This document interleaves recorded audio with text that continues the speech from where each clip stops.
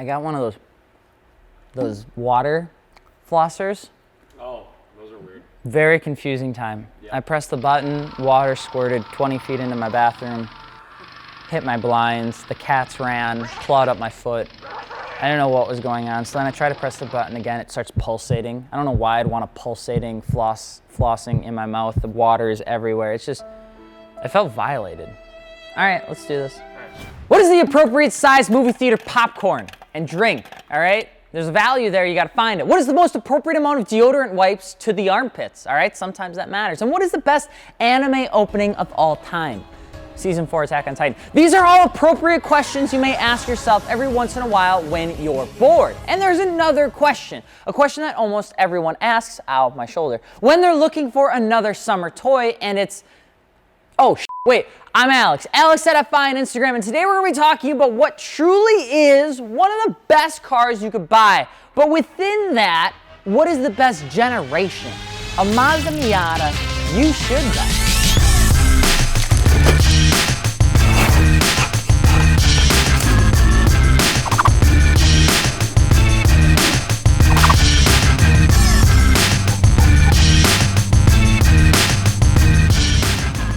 And if you're just jumping into this video, hi, I'm Alex. Don't forget to subscribe so we keep making banging videos like this. And if you haven't yet, be sure to check out fitmentindustries.com, where you can get everything for your aftermarket wheels, tires, or suspension, or even apparel if you're looking to win a free set of wheels. And of course, we have 0% financing, so you can get your stuff built now, pay it off with your tax returns when March comes along. Because surprisingly, March is only 60 days away, which means car shows in Wisconsin are only 90 days away, which if you think about it that way, my build is fucked.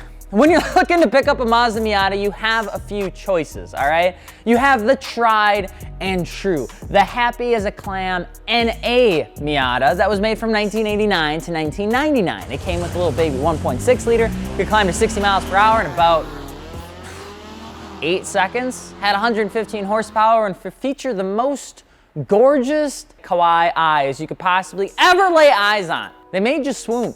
Look at them, they're so sweet. They literally look like the embodiment of that one emoji that's got like the bubbly eyes that's like. Then you have the second generation, also known as the NB Miata, which came into this world from 1998 to 2005. The NB Miata will kick it a nickel up to a 1.8 liter department for an engine displacement size, had 140 horsepower, 7.7 seconds 0 to 60, ditched the literal emoji version of the baby eyes for some normal semi-angry-ish eyes, but still with a smiling front bumper, which made it a little bit more confusing, but still weighed under 2,500 pounds. And the NB Miata, it was pretty sick, but it was also pretty successful. The third generation, the NC Miata, was made from 2005 to 2015. It's considered the ugly duckling of the four by the masses, which we'll get into, but was a pretty good jump for the car's performance. The NC would get 170 horsepower, 2-liter inline four, back up to an 8-second quarter mile because it gave it all some quirks and features that would make Doug DeMuro happy, and finally broke the belt buckle of 2,500 pounds per curb weight so that you could take that car around the country without having to scream it at 3,500 RPMs in 5 years. And finally, our current generation Mazda Miata, also known as the ND Miata, has been around since 2015 to now. Essentially the post-puberty Miata, this thing looks like my dad looked at me when I stepped on our lawn in the trailer park. Disappointed. I wasn't actually allowed to play on the grass, just so everybody knows. Don't worry, he's a softie now, but we had some weird rules when I was a kid, all right? The grass was really nice. And you can guess that I also don't let people out. Just kidding. Coming with a 1.5 liter or 2 liter that had 129 or 155 horsepower, it is a dang good car. And there's also an ND2 trim with 181 horsepower, but you're paying an extra $1 for that. If you want that, that's actually a pretty good one to get. Also with the 6-speed transmission, the ND Miata has now become the go-to for dentists and radiologists alike because it's a properly good car that you can jump into for a pretty decent price. So when people are looking at which Mazda Miata to buy, there's a lot to consider, especially with this specific car, a Mazda Miata. You can kind of boil it down to 3-ish categories: function and value, variety and community, and lastly, what cons means the least to you. Starting off with the best function over dollar, all generations of the Miata have fantastic function. They all perform fairly well, can do a bit at the autocross or track, and have a pretty good modification community if that's what you're looking for. Now, the NB Miata gets more pep in the step and still feels raw and would likely take first place in my book coming out for function over dollar. mostly it's an NB. It's like the best of everything. Now, when it comes to function over dollar, we're gonna give these like trophies, starting off with 4th place, all right? We're gonna give 4th place over to the NA Miata, mostly because it is slow as balls. In the world of most cars coming above 250 horsepower and the likes of 350Zs, Acuras, and other sport coupes coming down in price, while the NA Miatas go up in price because of this thing called bro tax, it takes the best of us. And ultimately, because of that, you're not really getting the best value per dollar because that value has artificially inflated. And that's why the NA is gonna sit in last place here. Now, 3rd place is gonna jump on over to the NC. Now, the NC Miata gets extra space, extra horsepower, but it's just not enough to offset the weight differences and the feel of its 4x4 look. Now, the over-exaggeration of the generation's underperformance is generally not really warranted because it is still a fantastic platform. And the 3rd generation did a fantastic job with actually doing some great performance parts as long as you get coilovers, wheels, and tires so that you can really bring the car in and down to make it look like a proper roadster. And the value actually is pretty good there. You're gonna see a lot of the depreciation hit that car value, and it's not gonna come back up for a little bit. Now, 2nd place would go over to the ND Miata. Now, although it's a costlier item, you can pick up an ND for less than a 370Z and have way more fun with much less weight.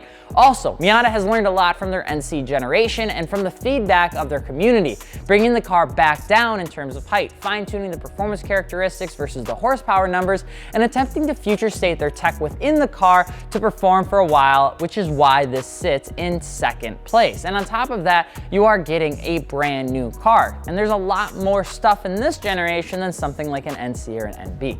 Now, 1st place in terms of value here is definitely gonna be the NB Miata. When it comes down for function for dollar, you pretty much cannot beat the NB Miata. They miss a large chunk of the bro tax in the 1st generation. They don't have the 4x4 styling and the creature comforts that the NC produced, and the ND Miata is about 3 times the price of an NB. The NB Miata has an incredible function platform with many running tang coilovers, federals, and Koenigs for a function style setup. Parts are cheap, the components last forever, and even though they don't have the headlights that everybody knows and loves, people love these cars once they're behind the wheel. And NB Miatas have a little bit more of just everything without losing what made the NA Miata so iconic in its own right. But what about the community? What about variety? That's the 2nd category if you're looking at picking up a Miata, and ain't nobody want to see the same damn Miata at every single turn. I'm telling you, it's possible, all right? Go to a car meet and you'll see all the Miatas parked together, and about 9 out of the 11 of them look pretty damn similar. Although the Miata community as a whole is damn big, there are subsets in the community that this is their 1st Miata, or there's another subculture where it's their 9th Miata, depending on which one you want to get. In terms of community, 4th place to take the cake is going to be the ND Miata. It's the newest. It still has a community, but it's predominantly function-oriented only, and it's really not that in-depth just yet.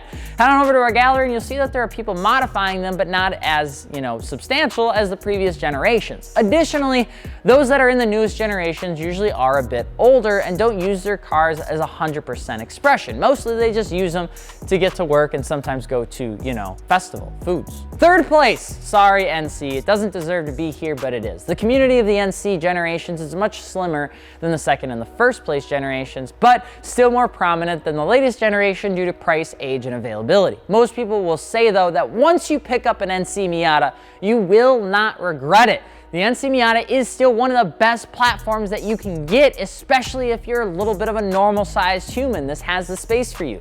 Sometimes, though, it's hard to get over that leap of faith, and it's up to you to make that jump. There will be like 9 other people there to support you, but there's not as much of a larger community around the NC Miata as one would hope. 2nd place, the NB Miata. Large community, all right? The expansion of function really starts to flow over to form here, too. People will build NB Miatas for all sorts of reasons. Track days, car shows, static, daily drivers, and everything in between. But the community here is large, and usually the evolution of the NA Miata's first-time purchasers because they wanted to get more power and some more versatility over the 1st gen. Most people that are in an NB owned an NA at one time. But for fortunate's sake, first place is the NA Miata. Without a question of a doubt, the NA first generation Mazda Miata with the baby headlights definitely takes the cake in terms of success in the community and the variety of platforms and things you can build it to. Because you can find nearly every potential variation of a build within the NA Miata community. LS swap, done. Static riding frame, done. Turned into a truck, done. Made angry and sleepy with an RB swap, done. Track car, done. Show car, done. They've all been done before. And that insanely massive community that follows the NA Miata is insane because they've done so much stuff before. You cannot get away from them. And no matter what you do, no matter what you try to make, there will always be an answer to any question you can potentially give this community because there's so many people in there. Plus, there's so many new people in this market that they're all trying to do new things, which means the build styles get crazier and crazier every single year. Again, because the NA Miata is like the most popular out of all the generations. And finally, the last one, and probably the one that's the most important, which is what cons of each platform mean the least amount to you. All of them have weaknesses, so which one matters the least? Starting off with the first generation Mazda Miata, the biggest con is the fact that it's the oldest. It's the cheapest, and because it's the most widely available, it definitely has a tendency to pull in the newest faces of the car scene and can result in some questionable decision with the car's platforms. Things like eyelashes on a bug. Now, you may be a little embarrassed when some of those cars pull up to your stock forest green Miata, but a lot of that new freshness you're gonna see in this community. And because the community has some of the greenest enthusiasts, it can be difficult to kind of work around in an online forum setting. So you have to learn to be patient if you're a bit older because the NA Miata community is a little bit younger by nature. The NB Miata, likely the biggest con is sourcing the appropriate one that has completely been like avoided of people that want to beat the living poop out of it. Because the NB Miatas generally come thrashed. Now, while the NB Miata is, in my humble eyes, one of the best generations to pick up, it can be tough finding one in a condition that makes you happy. Also, the design work is a little interesting when you're now looking back on its plus 20-year-old design, which sometimes can be a little bit left to be desired in terms of making it look good. You can't tell if it's angry, not angry, happy, sad, or in between. I just love NB Miatas because you can strap a 100-shot of nitrous on the back and just let her eat. The NC Miata, the 4Runner, the Tacoma, the Taco 2x2, the Confused platform. The NC's biggest con is that it carries the same stigma as the 996 Turbo, the same stigma as the R33. It just could not shake it for some reason. The biggest con to the NC Miata is that it got a little bit too normal. What made the NA and NB Miata so special was its rawness, its connectedness to the ground, the fact that it felt like you were the final say in the kitchen as to where it was going. And many say with the NC Miata, that got lost with the weight gain, the creature comforts, and the overall size of the vehicle. However, the NC Miata is still impressive in its own way. It just requires a little bit of aftermarket wheels, tires, and suspension from yours truly versus it just being an option on the NA and NB platforms. It also just has some odd flares. Just kind of have a tough time fitting in. Don't put flares on the flares. Usually just if you're gonna tank it onto the ground, just let the stock flares do your job. And finally, the ND Miata. The con is the moolah, all right? The money. It's the most expensive. It also has the most opportunity for depreciation, which if you don't have a lot of cash, you don't want the cash to burn once you buy a car. The highest insurance, the most taxes, and the most expensive parts because the platform is the newest. If you're gonna go with this car, the odds are you'll lose the most actual money with this one because it's the newest. Now, even though it's probably the sharpest looking out of the bunch, the ND Miata is somebody that's going to be probably willing to pay a little bit more to try to future state themselves and enjoy the car out of the bat versus modifying it to enjoy it. So which Miata is right for you is like asking which type of lunch do you want. Depending on the day, the wallet size, and the time that you have, there's a difference between Jimmy John's and Taco Ding Dong. Let us know what you think is the best Miata below. And of course, if you're looking for aftermarket wheels, tires, or suspension for your newly acquired Mazda Miata or otherwise, be sure to hit us up over at fitmentindustries.com. And let us know what you'd like us to talk about next. We're looking for new series and scripts, so it would mean a lot if you guys want to drop a comment. I'm Alex from Fitment Industries, and we will see you later. Peace.